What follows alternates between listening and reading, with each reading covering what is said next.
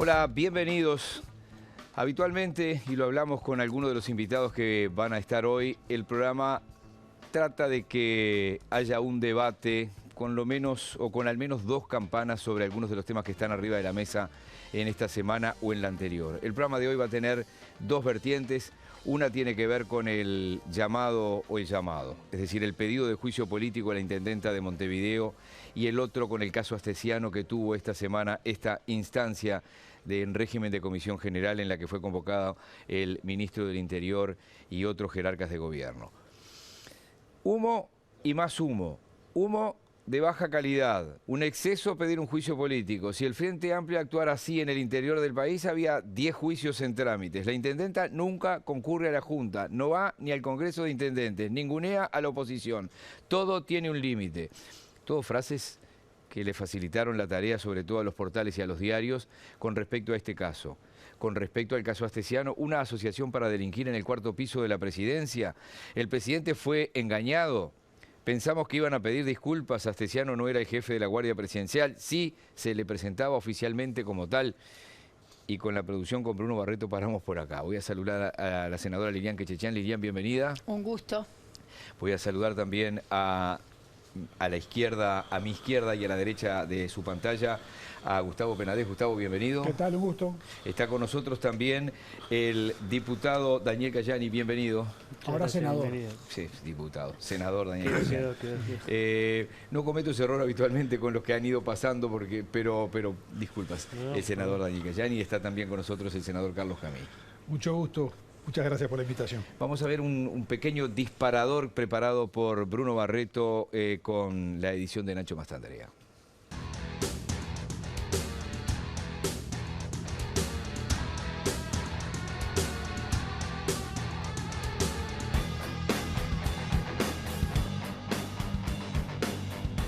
Iniciar el procedimiento de juicio político al intendente de Montevideo, Carolina Cose, por la violación del artículo 285 de la Constitución, por lo cual voy a solicitar que se ponga a votación en función para requerir las mayorías establecidas. Pretender impedir que Montevideo se desarrolle. Estos mismos ediles son los que no votaron el préstamo del BID, son los mismos ediles que no votaron los créditos a corto plazo, que llevamos adelante, que no generan deuda y que generan trabajo y una Montevideo mejor, y son los mismos ediles que están haciendo esta barbaridad desde un punto de vista republicano, pero también legal. Fueron estos 13 ediles, representan al Partido Nacional, al Partido Colorado, al Partido de la Gente. Ellos son los que tienen la legitimación como para hacer esto. No fue una decisión partidaria ni orgánica, fue una decisión tomada después de muchas horas de discusión en la Junta Departamental y bueno, tienen la autonomía para hacerlo. Hay sí una intencionalidad política de desplazar del centro de la atención pública, y creo que lo han logrado en un gran circo mediático, la discusión de un juicio político que a priori además se sabe que no tiene ni los contenidos, ni los fundamentos, ni los votos. Está dentro de la independencia de la bancada de legisladores comunales, independientemente que en lo personal siento que siempre es una medida extrema.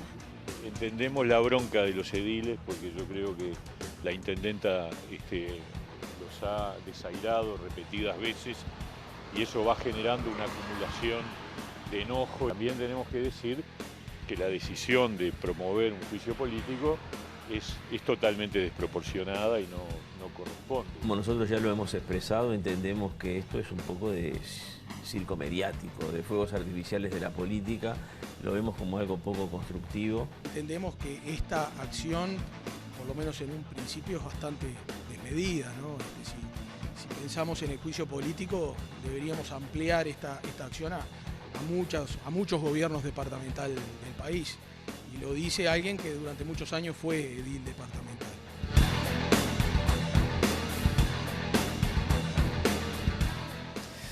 Bien, el compacto tiene que ver con solamente el juicio político a Carolina Cose, porque iba a ser el tema, pero es inevitable que hoy los senadores que estuvieron ayer varias horas con el caso Astesiano no tuviéramos este tema.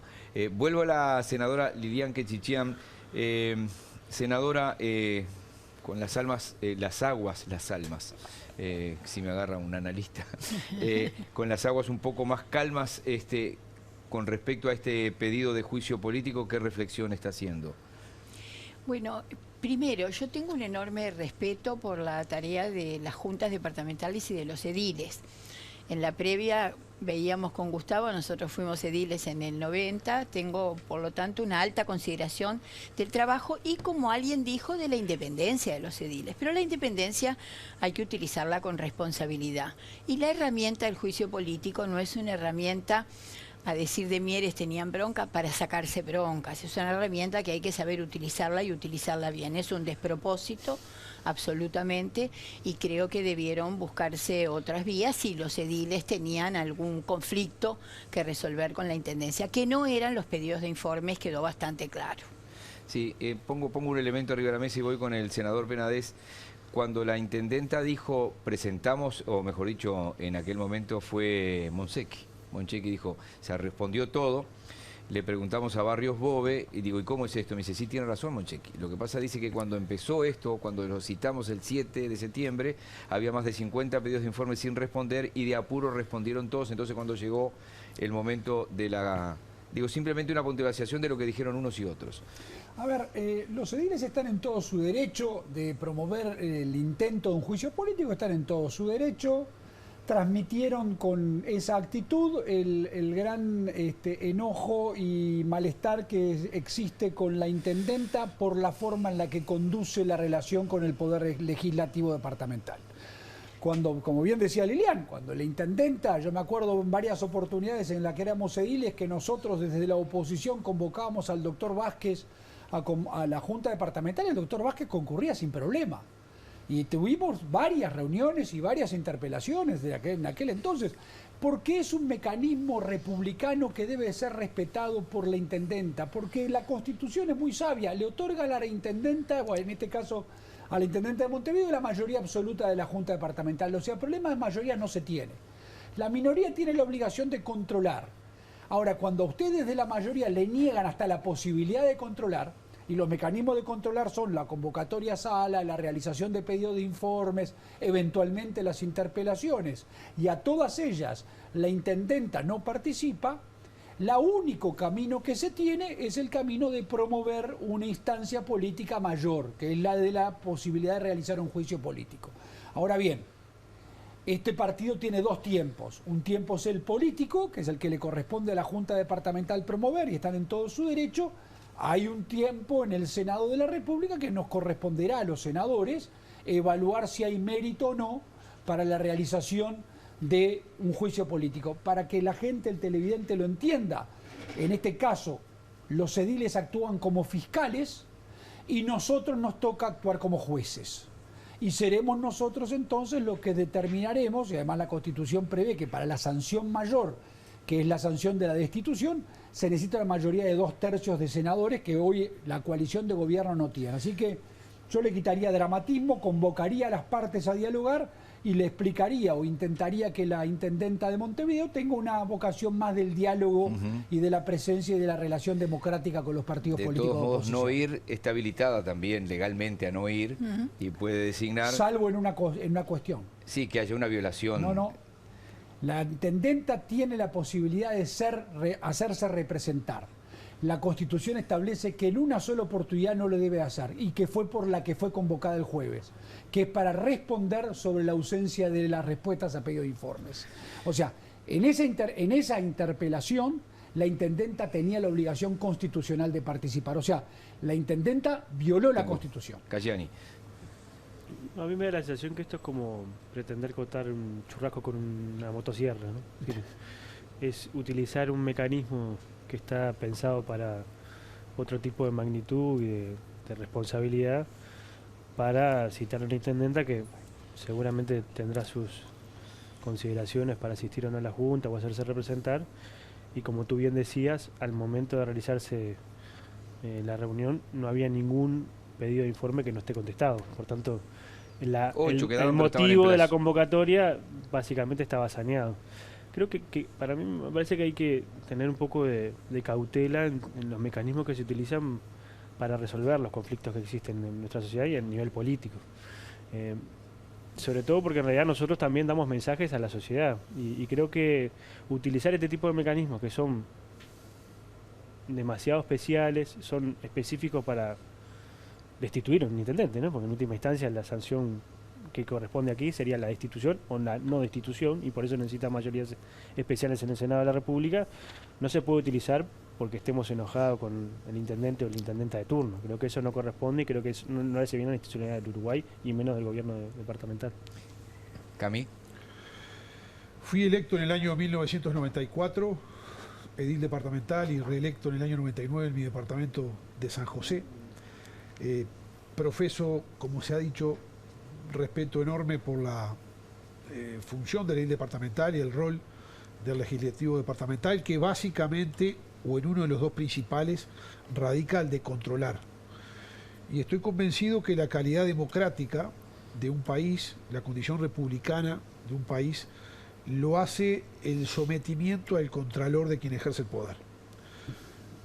No recuerdo no haber acompañado nunca, me tocó ser edil del oficialismo en esas dos oportunidades, no haber evitado nunca, una comparecencia del intendente a sala o la reiteración de un pedido de informe que no fuera contestado.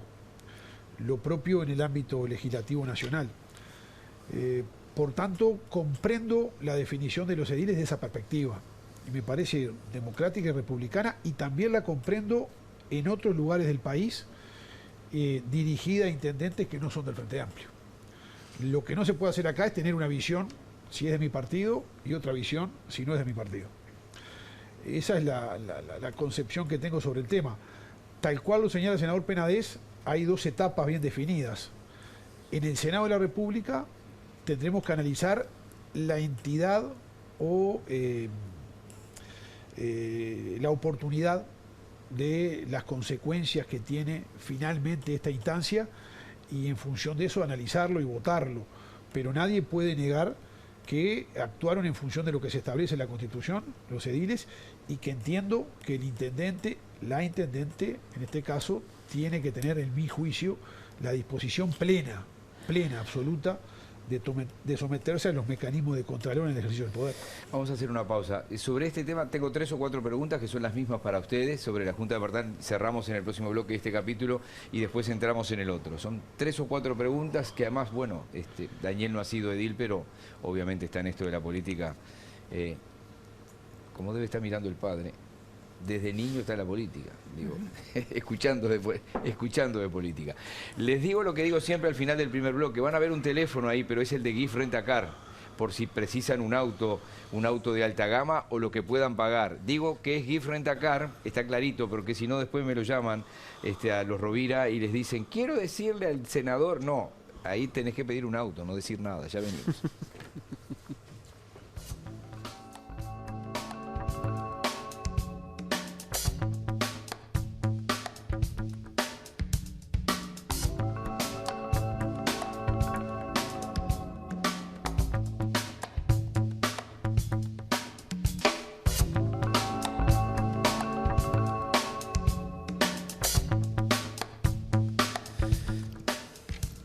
Simplemente antes de seguir, estoy arrancando acá el cronómetro porque me ayudan todos acá, me ayuda Richard, me ayuda el director, me ayuda el productor y me ayuda mi cronómetro también. No, les decía que si hablamos de moda o buen vestir masculino, hablemos de Men's Factory. Pueden entrar ya mismo en mensfactory.com.uy o visitar el local de Francisco Acuña de Figueroa, esquina Avenida del Libertador, muy cerca del Palacio. Lilian puede ir igual porque puede regalar algo, obviamente. Lunes a viernes 9:30, 18:30, sábados 10 a 14. Los voy a descolocar un poco por las 3 o 4 preguntas que tengo con respecto a este tema. Seguro, porque estamos todos con los mismos temas todo el tiempo. Hay tanta cosa como prioridad, que lo saben ustedes como políticos, que gobernar es optar también a veces, ¿no? Y la política es optar. Las intendencias tienen por constitución una cantidad de ventajas que ganando por un voto ya tienen 16 ediles, por ejemplo. La intendenta en este caso o el intendente que es convocado puede no ir, por ejemplo, cuando en una interpelación sería impensable que llamen al ministro y va el director general de secretaría, impensable. ¿Hay que mantener esto o habría que cambiar algunas cosas? Porque todo lo que ha ido pasando se ajusta a la Constitución y a la ley. Yo creo que hay que mantenerlo. En este caso no se ajustó a la Constitución porque la intendenta tenía que haber estado, porque la Constitución obliga a que tenía que haber estado en estas circunstancias. Se puede hacer representar en otras, pero además me parece que por encima de lo que la Constitución prevé, hay un diálogo democrático que se debe de mantener. Y esto va para los 19 intendentes, porque miren que yo me hago cargo también de que en algunos departamentos del interior es muy difícil. A ver, hay departamentos, no sé, creo que Flores tiene 25 ediles del Partido Nacional. Sí. O sea, me imagino que ser oposición en una junta en la que de 31 ediles hay 25 de un partido no debe ser sencillo. Pero nada fácil. Valores, exacto, y lo reconocemos, hay valores que se deben de preservar por encima de estos.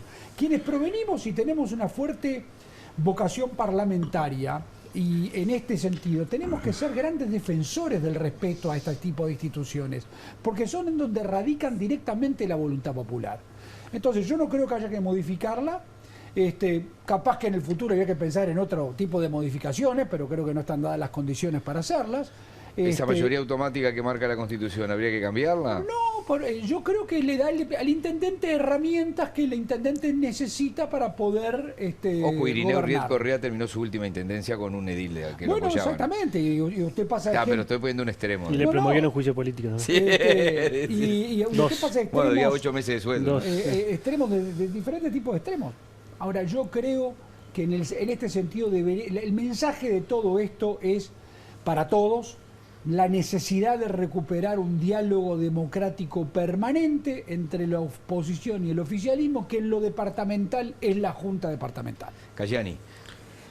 A ver, yo creo que es una interesantísima discusión, porque además creo que también las intendencias, los gobiernos departamentales tienen que ayornarse a dinámicas que por suerte han venido desarrollando. Es decir, antes los gobiernos departamentales tenían funciones muy específicas, cometidos muy específicos y también recursos muy limitados. Hoy los gobiernos departamentales, a través del apoyo que hace el gobierno nacional, a través de las partidas tanto de diferentes tipos de partidas nacionales, me parece que han engrosado las arcas municipales y es necesario que la mayoría automática esa que tienen los gobiernos departamentales no debería por lo menos mantenerse. Creo que por lo menos discutirse si es realmente lo imprescindible. Justamente creo que lo mejor es la representación proporcional, como existe en el Parlamento Nacional. Pero bueno, creo que lo que es importante aquí es que no se puede exigir diálogo y al mismo tiempo dar un palazo, ¿no? Que creo que los ediles de la oposición en Montevideo es lo que terminaron haciendo, ¿no? Es decir, utilizando un mecanismo constitucional que tenían las mayorías necesarias para hacerle, por lo menos pusieron en términos políticos en una debilidad la relación entre el gobierno departamental, entre su junta departamental y el gobierno departamental. Y creo que eso es un problema y creo que eso también puede tironear un poco más la relación. Y me imagino qué hubiera pasado si el Frente Amplio, por ejemplo, en el Parlamento Nacional, hubiéramos promovido un juicio político al presidente de la República por la situación de Astesiano, ¿no? Es decir, hay responsabilidades y responsabilidades y creo que también hay que tenerlas cuando corresponde. Camí.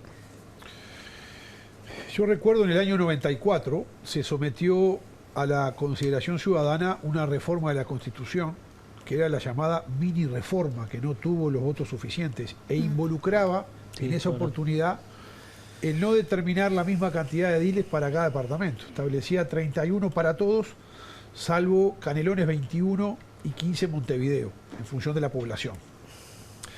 Y a partir de ahí, estos últimos 30 años han habido cambios importantes. Por ejemplo, el mayor fue el constitucional del año 96, la última reforma que establece en la reforma del 214 y 298 de la Constitución, fuente de recursos propios que no existían en favor de la autonomía departamental, que fue un hecho muy importante, que tiene que ver con lo que señalaba el senador Cayani, con el aumento presupuestal en todos los departamentos. Después algunas medidas que pueden haber sido en desmedro de la autonomía, pero fue en beneficio de las arcas de todos los municipios, que fue, por ejemplo, el SUSIBE o los mecanismos de patente única. Han habido cambios importantes. Tal vez puede analizarse. ¿Es verdad que esta proporcionalidad corregida, como hablan los profesores de la Constitución, exclusiva para los gobiernos departamentales, tiene también en la propia Constitución y la Ley 9.515 establecimientos de mayorías especiales de 19 votos y de 21 para determinados casos? Por tanto, fue impulsada como un mecanismo de asegurar la gobernabilidad. Yo no me niego a discutir nada, creo que es negarse a evolucionar, pero fue dado con ese propósito. Habría que plantearse empíricamente si este elemento concreto conspira con que no haya diálogo, como señalaba el senador Penades. En el fondo, para mí la base es el diálogo, y a nivel nacional, que tenemos proporcionalidad pura, hemos fracasado, va por mi cuenta, en los dos últimos gobiernos, en este y en el anterior, en ese diálogo fundamental que la Constitución establece para las cosas importantes, donde establece mayorías muy especiales, por ejemplo, para ponernos de acuerdo con el fiscal de Corte o cambiar la Suprema Corte de Justicia. Entonces, no siempre la ausencia de diálogo, o hay que analizarlo bien, está vinculado a esta proporcionalidad constitucional corregida. Lilian. Lo primero que quiero decir es que si la gente que nos está escuchando piensa que podemos entrar en el debate de una reforma constitucional, nos matan, porque en realidad el Así Uruguay, arranqué, diciendo que hay prioridades. Por eso, porque el Uruguay tiene otros problemas y otros desafíos. Yo personalmente soy partidaria de la representación proporcional, pero creo que en este momento las juntas, los gobiernos departamentales tienen primero otro desafío, porque a partir de la descentralización que se ha profundizado, nosotros somos grandes defensores y nos sentimos muy orgullosos de haber sido promotores fuertemente en nuestros gobiernos de la descentralización, creo que el rol de las juntas departamentales dejó de ser el que tuvimos los tres que estamos aquí como ediles, que era recabar las demandas de la sociedad, gestionarlas, ayudarlos, porque eso ha pasado estrictamente al territorio, a lo local. Yo personalmente creo que el principal cambio debería ser que las juntas se concentraran en poner al día las reglamentaciones, el digesto que tiene años y años y años y está totalmente desactualizado. A mí me parece que ese sería un aporte extraordinario, no solo al diálogo, que yo quiero hacer una postilla con Montevideo. Primero, si este mecanismo del juicio político, por suerte lo dijeron también mis compañeros senadores del Partido Nacional, si lo aplicáramos en todo el país, implotarían todas las intendencias, porque nosotros como ediles en varios departamentos sufrimos no solo la no presencia, la ausencia total, sino que nos dejan sin quórum y con la palabra en la boca y no podemos terminar de Sí, pedidos de informes sin hablar. responder. En los medios Y hemos pedidos recibido de muchas informes cosas ni del que interior hablar. estos días. Pero en este caso particular, a mí lo que me pareció, por eso creo que fue un senador del gobierno, de la coalición de gobierno, que dijo utilizaron una bomba atómica para matar un hormiguero. Es una medida absolutamente desmedida, porque por otra parte el argumento de no tener información no se sustenta, porque cuando la información se le fue a dar, una información de calidad, porque el ingeniero Monsecchi estaba cumpliendo las tareas de secretario general de la Intendencia, se retiraron de sala. Por lo tanto, quedó claro que la información no era lo que les interesaba, sino, bueno, estos juegos políticos, pero con estas herramientas no se juega. Y yo creo, bueno, ahora será el Senado, como bien dicen todos los compañeros senadores, que tendremos que dirimir algo que ya sabemos cuál es el final, porque votos no hay, indudablemente, pero bueno, si podemos contribuir en algo a mejorar los relacionamientos, no en Montevideo, que no es particularmente un ejemplo de mal relacionamiento, sino en todo el país. 30 segundos para cada uno. Las intendencias tienen 3 tareas básicas desde hace 100 años, salvo Montevideo, que tiene 4 porque se le agrega el saneamiento, ¿no? Limpieza, recolección, pavimentación, iluminación, y Montevideo que tiene el saneamiento, cosa que tiene 11 en el resto del país. Uno estaba mirando yo mientras hablaban, hay 30 direcciones en la Intendencia de Montevideo y 50 actividades, algunas extremadamente nobles, como puede ser el Teatro Solís y la Comedia Nacional. Las intendencias modernas de hoy se están ocupando de muchas cosas. 30 segundos para cada uno. Y se deberían de ocupar cada vez más. Y esa es una de las grandes discusiones. Yo creo que en un afán descentralizador, yo me animaría a plantear que la verdadera descentralización es transferirle a los gobiernos departamentales muchas más acciones que se realizan desde el gobierno nacional, con los recursos pertinentes y con los funcionarios pertinentes para poderla cumplir, porque hoy la realidad está marcando que la Intendencia se encarga del hospital, de las escuelas, de los liceos, de cantidad de cosas que desde el gobierno nacional a veces no se pueden cumplir. Entonces yo creo que sí, que habría que pensar en eso en un futuro cercano. Cayani. Sí, no hay que negarse a nada. Yo creo que hay que pensar en cómo se descentraliza más algunas áreas de política del gobierno nacional y al mismo tiempo cómo se centraliza algunas otras, quizás en en espacios que no tengan que ver tanto con el gobierno nacional y el gobierno departamental, sino con las regiones. Porque es verdad que hay departamentos que tienen problemas comunes y que a veces les cuesta coordinar, entre ellos la caminería rural, problemas que hacen a obras importantes, y creo que hay que tener escalas para esas cosas. Creo que lo que hay que pensar es el país en términos de todo el territorio nacional, y bueno, y eso me parece que también los gobiernos departamentales, los municipios tienen un rol importante para construir esa mirada. Camí. Esas 3 tareas son las que se denominan popularmente el ABC: alumbrado, barrido y calle. Cada vez... Que no es el ABC de Montevideo. No, con la excepción de Montevideo. Una ironía. También por dimensión de departamento no es lo mismo, con todo el respeto, la importancia es igual, la demanda en Canelones o Montevideo o Maldonado que en Flores o 33 o Río Negro, por nombrar los 3 más poblados y los 3 menos poblados. Cada vez asume más tareas en los hechos, los gobiernos departamentales. Eso es parte de descentralizar, es decir, acercar el poder a la gente. Es mucho más legítimo porque es un gobierno electo por la ciudadanía, y los gobiernos centralistas que históricamente ha tenido de todos los partidos, quienes somos del interior sabemos que es así, este país, desconcentran, no descentralizan. Lo que hacen es repicar tantos ministerios o entidades públicas hay, dependencias locales, en vez de descentralizar la caja fuerte, que es la única verdadera descentralización, y dárselo para que la gestionen quienes están al lado de la gente, en el lugar, lo conocen y fueron votados. Lilian.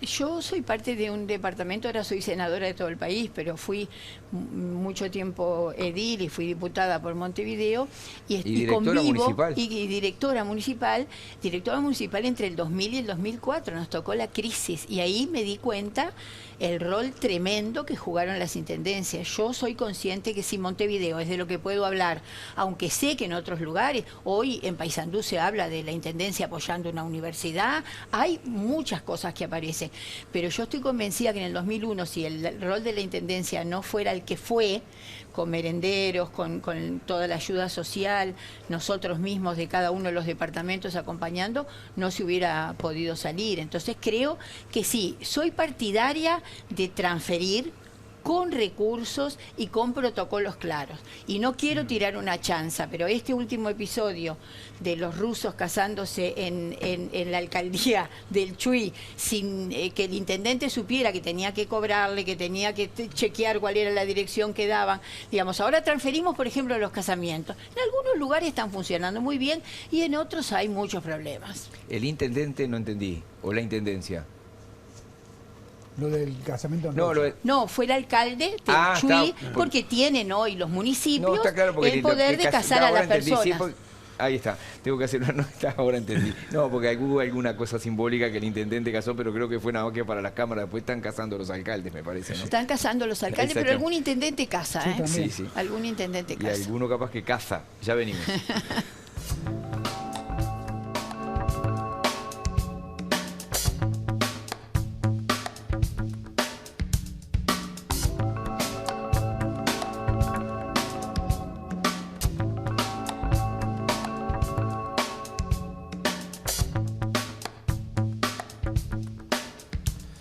Caso Astellano, comisión, o mejor dicho, sesión en régimen de comisión general. Ayer cuando arrancaba BTV Noticias, 18:45, Nicolás González decía 20 horas estamos afuera y bailando, y después terminó a las 12:01, ¿no?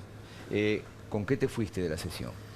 Con gusto a poco. Es decir, nosotros íbamos, por lo menos hicimos el régimen de comisión general, que fue votado por todos los integrantes de la Cámara, para convocar a las autoridades, en este caso al Ministro del Interior, al secretario de la Secretaría Estratégica del Estado, de Inteligencia, bueno, al propio prosecretario de la Presidencia, que es el que tiene la responsabilidad de velar por la seguridad presidencial, del Servicio de Seguridad Presidencial, y lamentablemente no hubo mucha información nueva. Sí, aparentemente que en estos 2 años se tramitaron 55 pasaportes a personas de origen ruso. El secretario de Inteligencia sinceramente planteó que le había avisado al presidente de la República sobre los antecedentes de esta persona, de Astellano, y nos fuimos sí con algo medio, que quedamos sorprendidos, creo que todos, de que aparentemente Astellano no sería, a partir de ahora, desde hoy para atrás, el responsable del Servicio de la Seguridad Presidencial, ¿no? Del servicio. Y creo que eso sin duda es algo que por lo menos no condice con las informaciones y sobre todo con los documentos que están firmados por parte de la propia Presidencia de la República, entre ellos algunas resoluciones del propio prosecretario de la Presidencia, resoluciones del propio Esteciano, pero además lo que nos preocupa es que aquí hubo un esquema de corrupción funcionando en la torre la torre de Presidencia, en el piso cuarto, y no hay un sinceramiento del gobierno acerca de que esto es un escándalo internacional y nacional y que esto no puede volver a pasarnos. Y creo que sin duda, por lo menos esta situación nos complejiza a todos. Además estamos hablando de nada más y nada menos que el funcionamiento del crimen organizado en áreas muy importantes del gobierno del Uruguay, y creo que si lo sumamos con lo de Marcet, con el tema del narcotráfico operando en el territorio uruguayo, nos da una situación de degradación institucional que creo que no es bueno para el Uruguay en general, y la credibilidad del presidente creo que ahí también está jugando fuerte. Camí. Yo destaco que fue una instancia republicana y democrática que por suerte el país tiene. No todos los países en la región lo pueden exhibir. Prueba de ello es la opción que hizo el Frente Amplio por este mecanismo de Comisión General. También el de la bancada oficialista que dio los votos para que pudiera cometerse este mecanismo. Creo que dio la cara el ministro obligadamente porque tenía que concurrir, a pesar que dijo enseguida voy, pero también fundamentalmente los otros dos jerarcas que no tenían la obligación de comparecer y fueron a responder todas las preguntas. Lo había hecho el presidente de la República, tal vez hasta prematuramente, inmediatamente en una conferencia de prensa.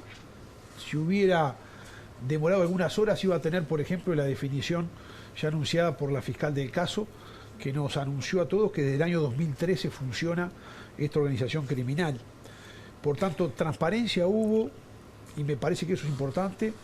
Democráticamente es muy fuerte lo que hizo el país, cómo resuelve estas cosas. Fue una instancia que estuvo en algunos momentos adjetivos por sobre sustantivos, estuvo calificativos de los hechos más que análisis objetivo de los mismos, que fueron los que dieron razón a la convocatoria.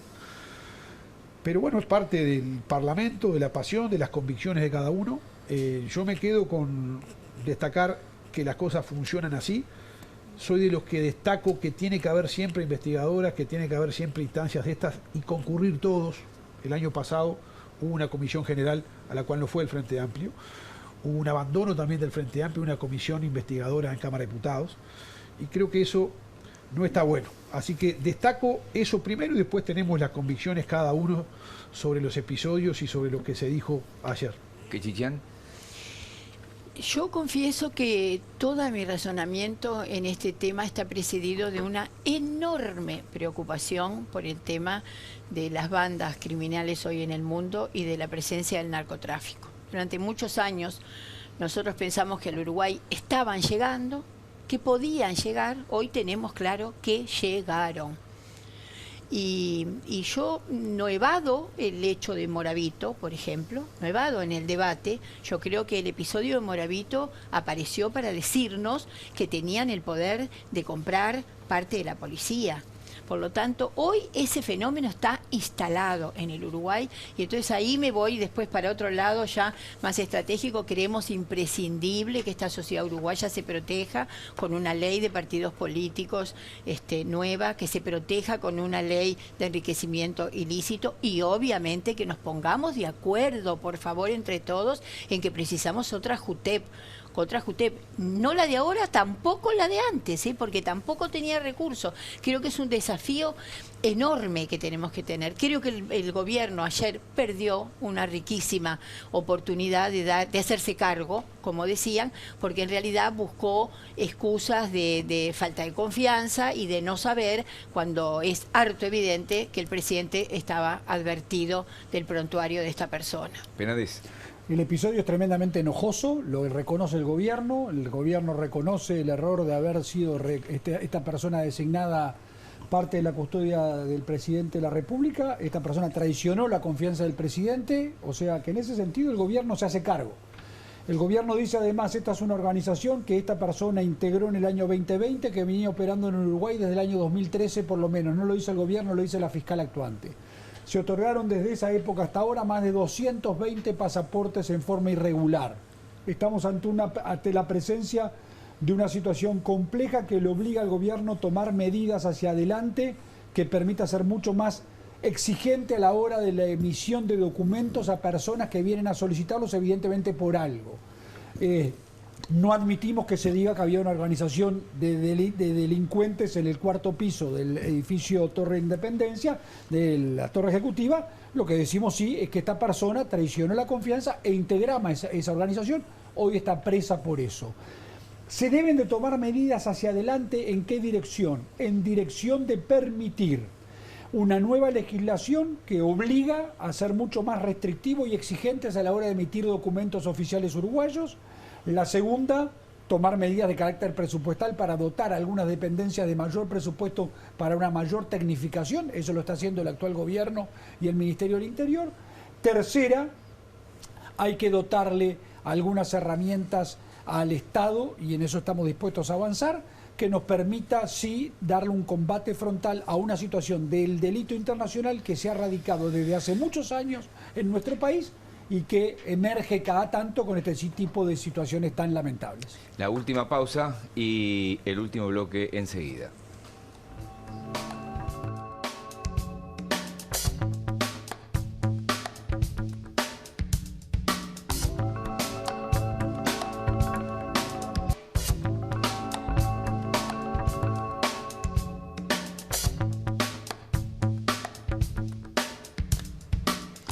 Última parte, hemos ido rotando de manera cuasi perfecta, no, perfecta, cada uno empezó un bloque, cada uno va a terminar un bloque, cada uno fue segundo, fue tercero, así que voy con el senador Camí.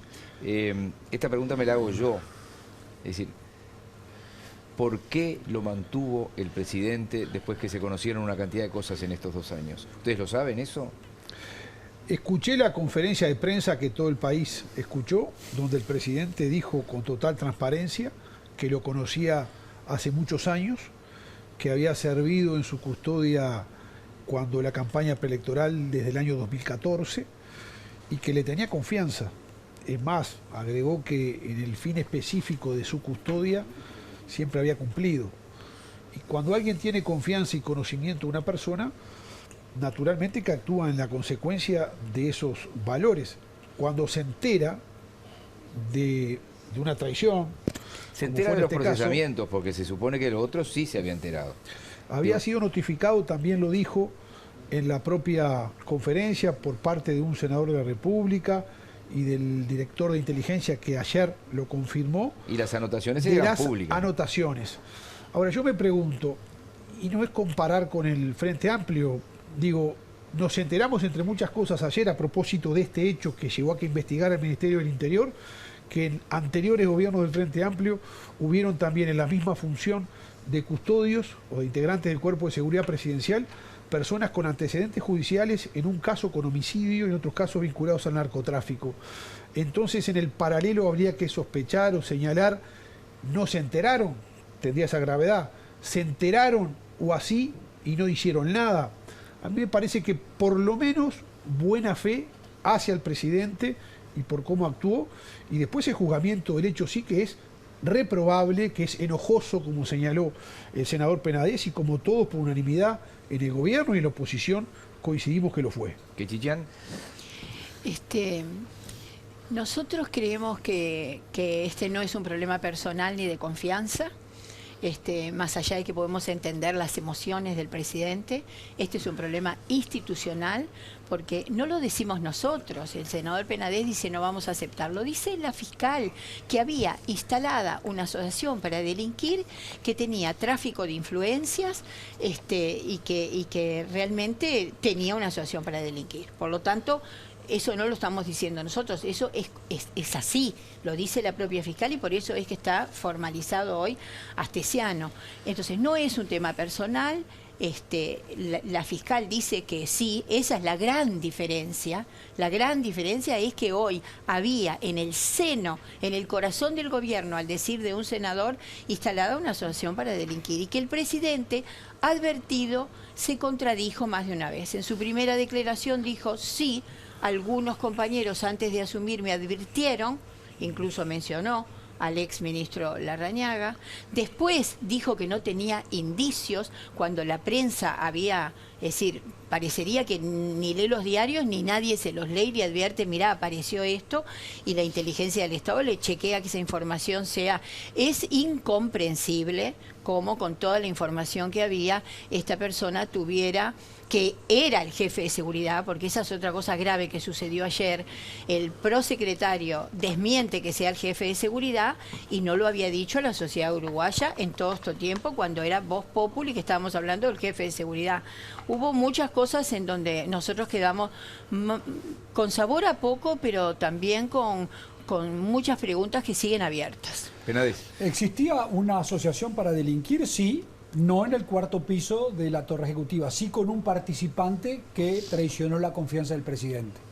Y lo que la fiscal dice es que existía una asociación que fue desbaratada, que venía operando desde el año 2013 y que durante este gobierno las herramientas judiciales pudieron operar de tal manera y las investigaciones llevadas adelante por dependencia del Ministerio del Interior que permitieron desbaratar esta organización y los dos cabecillas, un escribano y un ciudadano ruso, están presos y uno que la integró a partir del 2020, que lamentablemente es este señor Astesiano, también está preso en el día de hoy.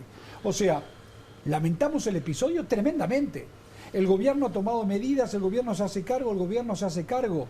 Lo que parece bastante contradictorio es que cuando decimos que nos hacemos cargo, cuando tomamos las medidas, cuando decimos que las cosas se deben de mejorar en cuanto a los controles, se nos dice y se nos imputa que en el gobierno actuamos o no hacemos nada.